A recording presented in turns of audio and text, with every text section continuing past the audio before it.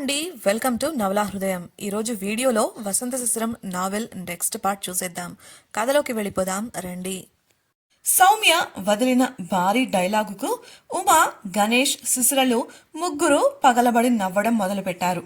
వారలా ఎందుకు చేస్తున్నారో అర్థం కాక సౌమ్య ఉక్రోషంగా చూడగా నవ్వు కంట్రోల్ చేసుకున్న శిశిర తన ముందున్న బల్లపై చేతులు పెట్టుకుని, భలే జోక్ వేశావు సౌమ్య, నిన్ను ఎదిరించే తెలివి, కొట్టే తెలివి ఎవరికీ లేదని కదా అన్నావు. నీకిప్పుడు ఒక విషయం చెప్తాను. ఆ విషయం విన్నాక కూడా ఇంతే ధైర్యంగా, ఇంతే పొగరుగా అదే డైలాగ్ వదులుతావా అని మేమంతా చూస్తాం, నవ్వుతూ చెప్పింది. సౌమ్య విసుగ్గా ఏంటన్నట్లు ముఖం పెట్టడంతో శిశిర మొదలు పెట్టమన్నట్లు గణేష్ వంక చూసింది. గణేష్ ముందుకొచ్చి, మా నాన్న చనిపోవడంతో ఊర్లో ఉన్న 2 ఎకరాల పంట భూమి, ఇల్లు మా అన్నయ్య తీసుకొని ఇదిగో మీరు కొన్న ఆ 4 సెంట్ల భూమి నాకిచ్చాడు. అది అన్యాయం అని తెలిసినా తోడబుట్టినవాడని నేను మౌనంగా ఉండిపోయాను.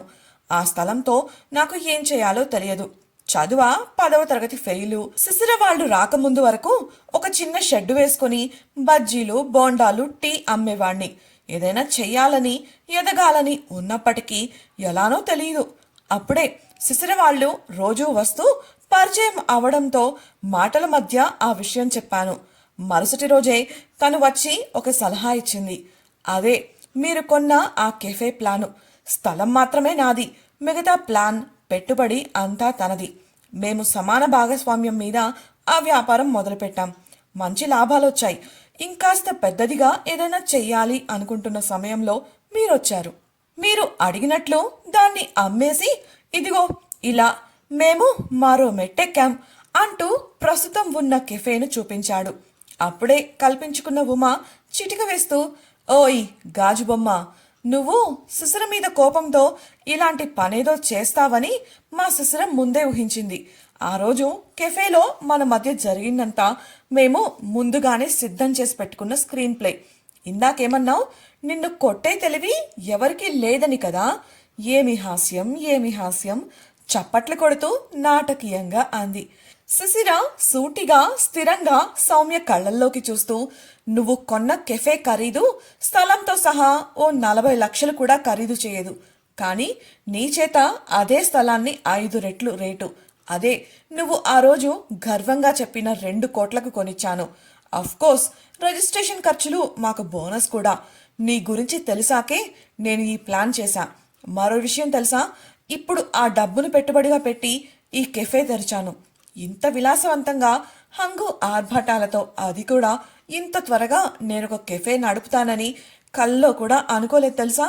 ఆ క్రెడిట్ మాత్రం నీ వల్లే సుమా. థ్యాంక్ యూ సో మచ్ నవ్వుతూ చెప్పింది. ఒక్కొక్క విషయం అదేనండి, ఒక్కొక్క నిజం బయటపడుతుంటే సౌమ్యకు కడుపులో మంట పెరుగుతోంది. తాను శిశిర ప్లానుకు చిత్తయ్యానని తెలిసి అవమానాన్ని భరించలేకపోతోంది.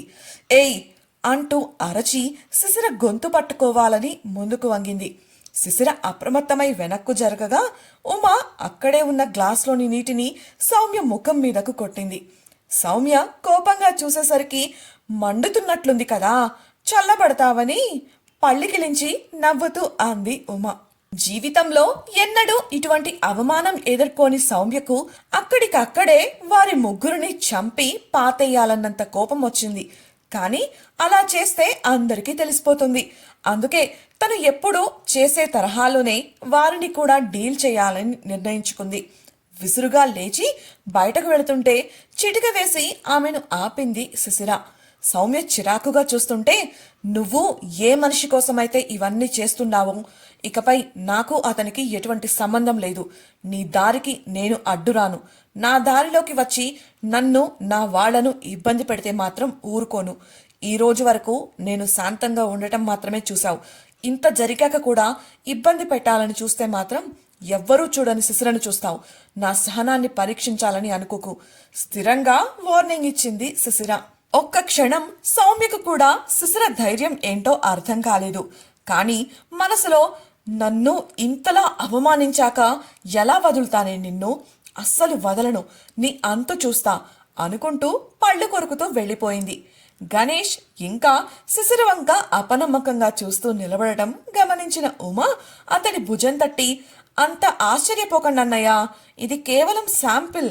ఇప్పుడిలా శాంతంగా ఉంటుంది కానీ తను శివంగికి ఏమాత్రం తీసిపోదు. ముందు ముందు మీకే తెలుస్తుంది. అవసరం పడినప్పుడు ఆ శివంగి అలా అలా లోపల నుంచి బయటకొస్తుందిలే అని అంది.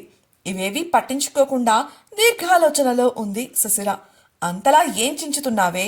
అయినా వసంత్ గారితో సంబంధం లేదంటున్నావు, బుర్రుండే మాట్లాడుతున్నావా? విసుగ్గా అడిగింది ఉమ.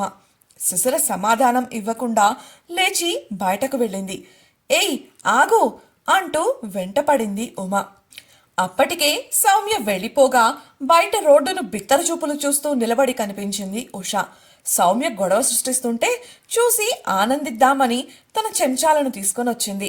ఆమెను చూసిన సుశీల ఉమలు ముసిముసిగా నవ్వుకుంటూ సైగలు చేసుకున్నారు. ఉమ కౌంటర్ దగ్గరకు వెళ్ళగా ఉష ఉన్న వైపుకు అడుగులు వేసింది సుశీల.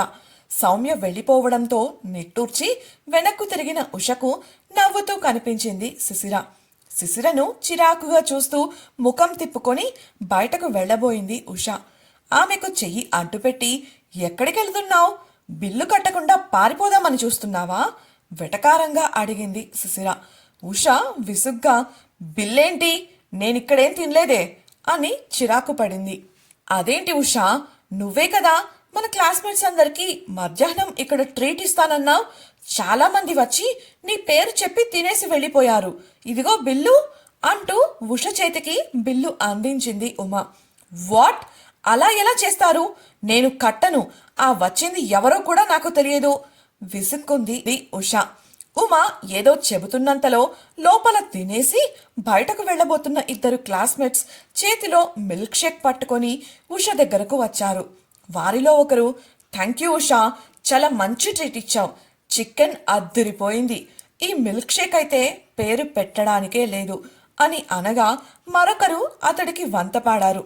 దాంతో ఉషకు తల కొట్టేసినట్లు అయ్యింది. ఇప్పుడు కాదని గొడవ చేస్తే తన క్లాస్ అందరి ముందు పరువు పోతుంది. చేసేది లేక తన బ్యాంకు కార్డును తీసి విసురుగా ఉమ చేతికిచ్చింది. ట్రాన్సాక్షన్ పూర్తి చేసి ఉమ బిల్లు ఉషకు అందివ్వగా చిందులు తొక్కుతూ అక్కడి నుంచి బయటకు వెళ్ళిపోయింది ఉష. ఆమెను చూసి ఉమా శిశిరలు ముసిముసిగా నవ్వుకోగా వారి దగ్గరకు వచ్చిన గణేష్ శిశిరతో, నువ్వు బిల్డింగ్ కొందాం అన్నప్పుడు కంగారు పడ్డాను, కానీ ఇప్పుడు నీ నిర్ణయం ఎంత సరైనదో అర్థమైందిరా సంతృప్తిగా చూస్తూ అన్నాడు. శిశిర మౌనంగా చూస్తుంటే, ఎందుకుండదు, అన్నీ బాగానే ఉంటాయి, మీరు ఈ బిల్డింగ్ కొన్న రేటు తప్ప అని మూతి తిప్పింది ఉమా. శిశిర సూటిగా చూసేసరికి మౌనంగా అక్కడి నుంచి వెళ్ళిపోయింది. గణేష్ నిట్టూర్చి కౌంటర్లోకి వెళ్ళాడు. ఉమా అన్నదాంట్లో ఏమాత్రం అబద్ధం లేదు. తమ ప్లాన్ ప్రకారం సౌమ్యకు అత్యధిక మొత్తానికి తమ పాత వ్యాపారాన్ని స్థలంతో సహా అమ్మిన శిశిర వాళ్ళు కొత్త కెఫే తెరవడానికి సరైన స్థలం కోసం వెతుకుతున్నప్పుడు తమ కాలేజ్కి ఎదురుగా ఉన్న భవనంలో బిజినెస్ ఎందుకు పెట్టకూడదు అన్న ఆలోచన వచ్చింది. అలా గణేష్ నేరుగా ఆ భవనం యజమానిని కలిసి అతడి భవనంలో కొంత చోటు అద్దెకు కావాలని అడిగాడు. కానీ ఆ యజమాని చాలా ఎక్కువ అద్దె చెప్పడంతో ఏం చేయాలో పాలుపోలేదు. చుట్టుప్రక్కల విచారిస్తే అతడు ఈ విధంగా తన అప్పులు తీర్చుకోవడానికి ఎక్కువ అద్దెలు చెబుతున్నాడని తెలిసింది. ఆ విషయం తెలుసుకున్న శిశిర కేవలం 80 లక్షలు విలువ చేసే ఆ ఆస్తిని ₹1 కోటి కొనేసింది. గణేష్ కెఫే అమ్మగా వచ్చిన డబ్బులో శిశిరవంతు డబ్బును ఆస్తిగా మార్చింది. భవిష్యత్తులో సౌమ్య లాంటి వాళ్ల నుంచి సమస్యలు వస్తాయని, మరియు స్థిరాస్తి క్రింద అలా ఉంటుందిలే, అద్దెలు కూడా వస్తాయి కదా అని ఆలోచించి ఇలా చేసింది. కెఫే తెరిచిన వెంటనే ఆ 2 అంతస్తుల భవనంలో మిగతా 4 పోర్షన్లను అద్దెకు ఇస్తున్నట్లు ప్రకటించింది. అది కూడా మార్కెట్ ధరకు. కేఫ్ నుంచి బయటకు వెళ్లిన ఉషకు శిశిరపై చాలా కోపం వచ్చింది. తన అజ్ఞానంతో వెళ్లి తానుగా ఇరుక్కున్నప్పటికీ అంతటికీ శిశిరే కారణం అని ఆరోపిస్తూ మూర్ఖంగా శిశిరపై ద్వేషాన్ని పెంచుకుంది. శిశిరా, నిన్ను వదలను, ఎలా అయినా సరే నిన్ను నాశనం చేయాలి, నువ్వు రోడ్డున పడి ఏడుస్తూ కుళ్ళి కుళ్ళి చావాలి, కానీ ఎలా ఎలా అని తన పీత బుర్రకు పదును పెట్టింది. మరుక్షణం కరెంటు బల్బు వెలిగినట్లు ఆమె కళ్ళు మెరిశాయి. వెంటనే ఎవరికో ఫోన్ కలిపింది. అవతల కోపంగా కారు నడుపుతున్న సౌమ్య ఫోన్ రింగ్ అవ్వడంతో డ్రైవ్ చేస్తూనే స్క్రీన్ పై ఉన్న ఉష పేరును చూసింది. సుసర మీద వచ్చిన కోపం ఉషను తన మనిషిగా పెట్టాక కూడా తనకు ఇంత జరుగుతున్నా ఒక్క మాట కూడా చెప్పలేదు అన్న విసుగు వెరసి కోపంగా కాల్ కట్ చేసింది సౌమ్య. ఉష మళ్ళీ మళ్ళీ చేసినా అదే పని చేసింది సౌమ్య. చిరాకు పుట్టిన ఉష పళ్ళు కొరుకుతూ ఎక్కడికెళ్తుంది, తిరిగి నా దగ్గరికే వస్తుంది. నేను పంపించే వార్త చూస్తే నేను పెంచుకునే కుక్క పిల్లలా నా దగ్గరకు రావాల్సిందే పంతంగా అనుకుని సౌమ్యకు వాట్సాప్లో ఏదో సందేశం పంపింది. ఇంత జరిగాక కాలేజీకి వెళ్లే మూడు లేక అక్కడి నుంచి వెళ్ళిపోయింది. స్మార్ట్ వర్క్ గ్రూప్లో ఉన్న వసంత్ చాలా సీరియస్గా పనిచేసుకుంటూ ఉన్నాడు. ఆ కంపెనీలో ఎక్కడ చూసినా నిశ్శబ్దం ఆవరించి ఉంది. ఉద్యోగుల ముఖాలు భయంతో పాలిపోయి కనిపించాయి.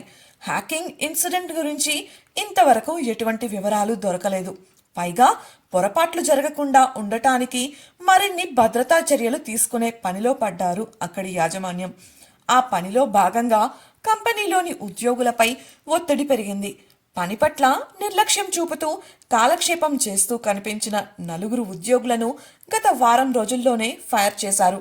ఇకపై ఇటువంటి పొరపాట్లు జరిగితే సహించేది లేదని సీరియస్గా హెచ్చరించాడు వసంత్. సునీత, ప్రసాద్ అలాగే సుశీల విషయంలో తలెత్తిన సమస్యల వల్లే అతడు ఇలా చేస్తున్నట్లు గ్రహించి మౌనంగా తమ పనులపై దృష్టి పెట్టారు ఉద్యోగులు. ఇదివరకటిలా గాసిప్స్ చెప్పుకునే స్వేచ్ఛ కూడా ఎవ్వరికీ దొరకలేదు. వసంత్ సుశీలే ఇదంతా చేస్తుందని తెలుసుకున్నాక ఇంతవరకు ఒక్క ప్రాజెక్టు టెండర్ కూడా మిస్ అవ్వలేదు. ఏ ఇతర సమస్యలు కూడా ఎదురవ్వలేదు. దాంతో సుశీల పట్ల తాను తప్పు చెయ్యదు అని ఎక్కడో వసంత్లో ఉన్న చిన్న నమ్మకం పూర్తిగా పోయింది. అది అతడిని మరింత బాధకు గురిచేసింది. సుశీలపై అతడు పెంచుకున్న నమ్మకం, ప్రేమ అలాంటివి. కానీ తను ఇలాంటి పని చేసిందంటేనే ఇంకా నమ్మశక్యంగా లేదు. కానీ నమ్మక తప్పడం లేదు. కారణం అతనికి అందిన సమాచారం అటువంటిది. తనకు ఎంతో నమ్మకమైన మనుషుల నుంచి లభించిన సమాచారం అది. సుశీల ఇటువంటి పనులు చెయ్యదు అని తన మనసు చెబుతున్నప్పటికీ కంపెనీ కోసం అలాగే కంపెనీపై ఆధారపడి ఉన్న కొన్ని లక్షల మంది జీవితాల కోసం ఇటువంటి నిర్ణయం తీసుకోక తప్పడం లేదు. తన ప్రేమను పక్కన పెట్టక తప్పలేదు. తన ప్రేమ ముఖ్యమా లేక ఇంతమంది జీవితాలా అని అంటే అంతమంది కోసం తానొక్కడు బాధపడటానికి, కృంగిపోవడానికి సిద్ధపడ్డాడు వసంత్. ఇక్కడ కంపెనీపై ఆధారపడింది కేవలం అందులో పనిచేసే ఉద్యోగులు మాత్రమే కాదు, తనకు ప్రేమను పంచి పెంచిన భానుమతి నడుపుతున్న ఆశ్రమంలో ఉన్నవారు కూడా ఉన్నారు. అలా అని ఆ ఇంట్లో ఉండేది కొంతమందే కదా అని అనుకోకండి. ఆ రాష్ట్రంలోని వేర్వేరు చోట్ల 10ల సంఖ్యలో ఆశ్రమాలున్నాయి. అందులో వేల సంఖ్యలో అభాగ్యులు ఆశ్రయం పొందుతూ ఉన్నారు. ఇవన్నీ నడవాలంటే వచ్చే దాన ధర్మాలు ఎలా సరిపోతాయి? స్మార్ట్ వర్క్ గ్రూప్ నుంచి వచ్చే లాభాలలో 50% ఆశ్రమాల సంరక్షణకే పోతుంది. తనలా అనాథలైన ఎంతో మంది జీవితాలను బాగు చేయాలి అనుకుంటున్న భానుమతి ఆశయం నెరవేరడానికి తాను ఎంత దూరమైనా వెళతానని ఆ తల్లికి ఒకప్పుడు ప్రమాణం చేశాడు వసంత్. అది దృష్టిలో పెట్టుకుని ఆలోచిస్తున్న అతడికి దొరికిన ఆధారాలను బట్టి సుశీల చేసింది ద్రోహమే కదా. కనీసం తన బాధను పంచుకోవడానికి తన ప్రాణ స్నేహితుడు కిషోర్ కూడా అందుబాటులో లేక ఒంటరిగా తనలో తనే నరకాన్ని చూస్తున్నాడు వసంత్. ఆ బాధ నుంచి కాస్తైనా డైవర్షన్ దొరుకుతుందనే ఇలా నిద్రాహారాలు మాని పని రాక్షసుడిలా తయారయ్యాడు. కేఫ్ నుంచి ఇంటికి చేరుకున్న సౌమ్య తన గదిలోని వస్తువులన్నింటినీ చిందరవందర చేసి అలసి చిరాకుగా మంచంపై కూర్చుంది. అదే సమయంలో దీపక్ మనో నుంచి కాల్ రావడంతో ఎత్తి మాట్లాడిన ఆమె ఫోన్ కట్ చేస్తున్న సమయంలో ఉష నుంచి వచ్చిన సందేశాలు పాపప్ అవడం గమనించింది. తెరిచి చూసిన ఆమె ముఖం పైశాచికానందంతో నిండిపోయింది.